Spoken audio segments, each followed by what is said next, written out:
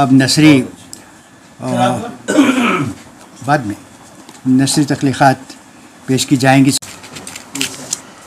افسانہ یہ اردو ادب کا ایک اہم صنف ہے جو کسی واقعہ، کردار یا خیال کو مختصر اور مؤثر انداز میں پیش کرتی ہے. افسانہ حقیقت اور تخیل کا حسین امتزاج ہے جو قاری کو ایک مختصر وقت میں گہرے اثرات میں مبتلا کر دیتا ہے. اس میں عام طور پر ایک مرکزی خیال ہوتا ہے جس کے گرد کہانی گھومتی ہے. کردار کم ہوتے ہیں، پلاٹ مختصر اور زبان سادہ ہوتی ہے، لیکن جذبات، مسائل اور پیغام کو اس خوبی سے پیش کیا جاتا ہے کہ قاری متاثر ہوئے بغیر نہیں رہتے.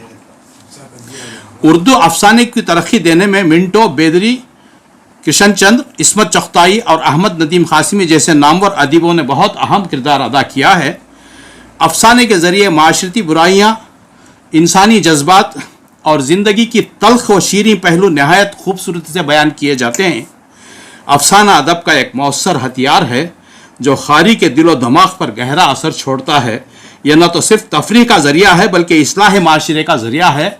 ہمارے پاس دو افسانہ نگار ہیں، تو سب سے پہلے جیسے جامی صاحب نے کہا ہمارے عرفان صاحب کو بلا رہے ہیں جو نوجوان ہیں. میں یہی چاہ رہا تھا کہ جیسا کہ حمید بھائی نے ہلکا سا تعارف پیش کیا، اس طرح ہر محفل کے پہلے اس کا ہلکا سا ایک تجزیہ پیش کر دیا جائے تو بڑا مزہ رہے گا.